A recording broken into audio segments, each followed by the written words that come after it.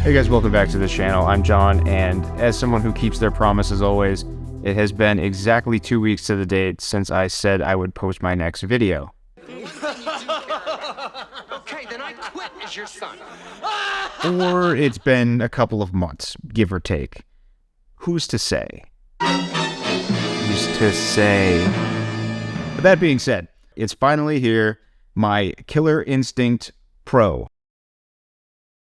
This is a custom build by myself that I Frankenstein monstered from my original Killer Instinct Arcade1Up, which I did a review on when I first got it like a year ago. And if you've seen that video, I'll have a link for it in the description. And I loved it, but I also had some problems with it. Mainly the control deck being super uncomfortable, and the sticks weren't very great. And this thing was a chance for me to do it all from the ground up. I really didn't like the look of the KI Pro. I thought it was terrible. I hated that chrome T-molding on it. I heard that the marquee was really bad. You know, it was really washed out. I didn't want to do that. So once they had these new MK30th midway form factor style cabinets, I saw this as an opportunity to try something. So I purchased a Shinkua Hadouken Edition Street Fighter, another one, because as you know, I already have one of those. And I was going to use that as a template to swap out the guts from my original KI and put it in there. I was originally trying to just take the control deck and plug the KI PCB into that. Surprising no one, that didn't really work. So I had to take the guts from each control deck, swap them out entirely. I had to swap the monitors out. So basically it was a monitor swap, a control deck internal component swap, and then a reskin. This was a lot of fun to do.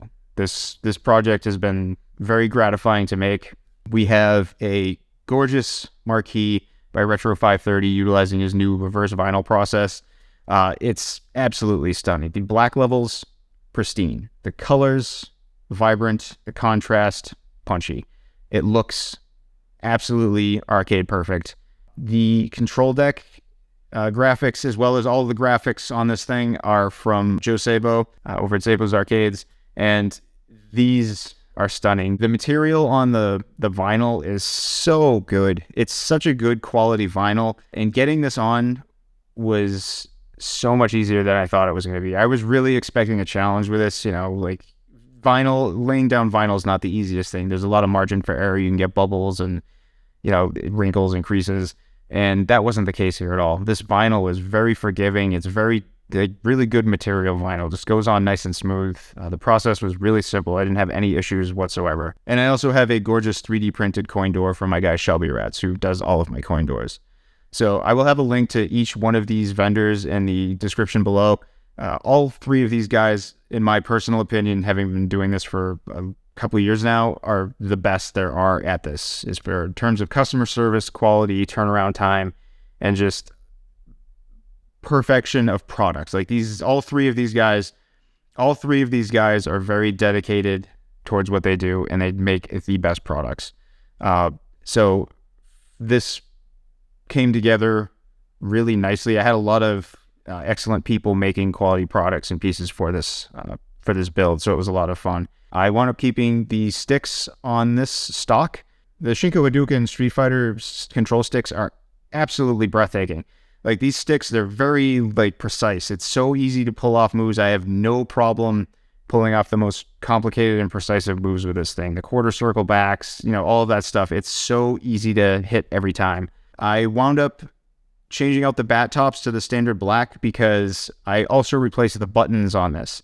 These are from DIY Retro Arcade, another great company who I really love. So all of these buttons are new buttons from them, and they don't quite match the color of the blue bat tops on the original KI, so I just went with the standard black.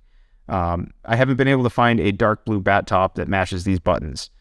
So, you know, it is what it is. It's fine. That's a small concession I'm willing to make. Another thing, if you watch this channel, is you'll know I'm a psychopath for the small details. So being able to look at this from any angle, and it's all of my fighters line up. They're all the same size, the same form factor. It's so fantastic. And the little details of having the Nintendo logo on the artwork and the side panels and stuff like that, that just makes me happy. And speaking of the artwork, part of what made this a little unique too is Szabo had a couple different options for the artwork on the side. One was just like your standard KI, your original arcade graphics. And the other one was like this sort of outlined spinal with like a little bit of a higher contrast and some like outer glow almost. And I went with that version just because, if I'm being honest, Killer Instinct's never been the most gorgeous cabinet. It's one of my favorite fighting games of all time, but the artwork on it's not spectacular. It's not like a showpiece. So I wanted to do something that was, a little different, a little more punchy. And I really like these graphics. They're really beautiful, and I think they stand out. I also put some speaker grills on this, as well as all my other fighting cabinets, just to give it a little bit more pop. It's really got that angle that you could really see the grills in general, so I figured why not put something there that's a little bit more visually interesting. This machine also has my standard upgraded speaker and subwoofer combo, so this thing sounds amazing. It really hits hard. It's great. It gets really loud. The bass is there. It sounds phenomenal. It's like playing it back in the original arcade. I'm not going to get too much into gameplay on this machine, as it's been around for a little over a year now, and the guys over at Code Mystics have been doing a fantastic job on this thing. The emulation on this is outstanding. This machine is glorious. Like, it is Killer Instinct. It is the same game that I fell in love with when I was 14 years old and have been wanting in my house, and now I have the perfect, most ideal version of it, and I could not be happier. This build is something that is not really the most cost-effective way to go about it. Essentially, you have to buy two cabinets. You have to buy a Killer Instinct, and you have to buy a Street Fighter, swap them out.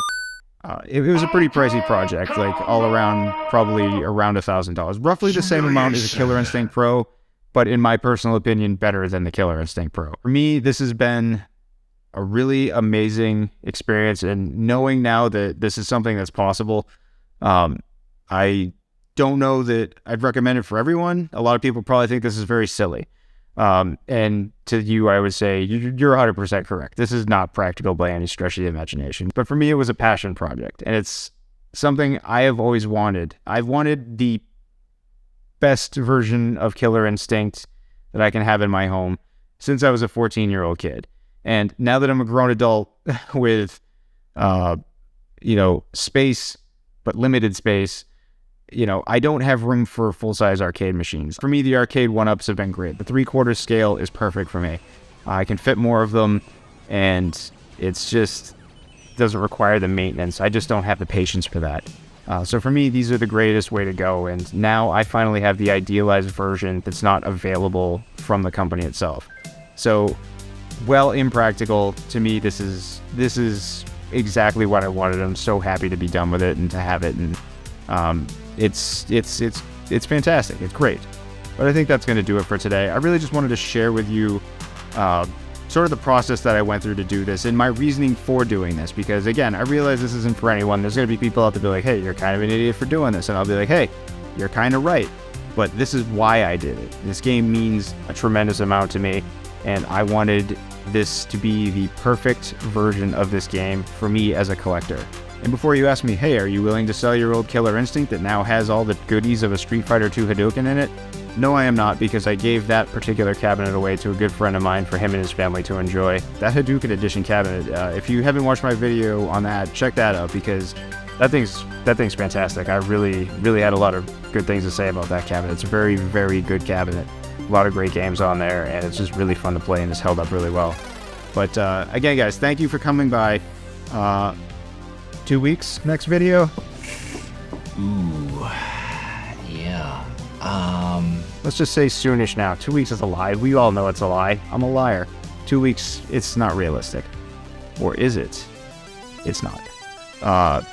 But my next video is going to be a lot of fun. I got a new product from Brian over at Mod1Up, and that is a whole lot of fun. You might even be able to see it in the corner here a little bit. A little bit. Not too much. But we'll get into that next. That's going to be really a lot of fun to talk about. And then I think I might be breaking away from the arcade stuff for a little bit. There's been not much going on as far as new arcades outside of my Killer Instinct. I do believe I am going to reskin my MK30th, turn it into an MK2. There's that. If that's something you're interested in seeing, comment below, let me know, and I'll record that process as well. But I think I want to start doing some different stuff. Like, I've got my hands on the PSVR 2, and I've been an adopter of that since day one. I pre-ordered that back in like January, and I've got that first day, and that thing's really interesting, and I've got some words on that. So if you're interested in seeing something on the PSVR 2, like a nice, good review that's given me some time to play many games, many hours, let me know in the comments below, and I'd be happy to visit making that as a possibility. So again, guys, thank you for tuning in and listening to me blather. It's really great to come back and make you a video for this particular project. This one means a lot to me. I'm glad you stuck around to check it out. If you have any questions about, anything I didn't cover in here, let me know in the comments below, and I will get to you. I love answering your questions. I love when you ask questions. It's really a lot of fun for me. But I am going to stop yammering on now. So thank you for coming by, and I will see you on the next one.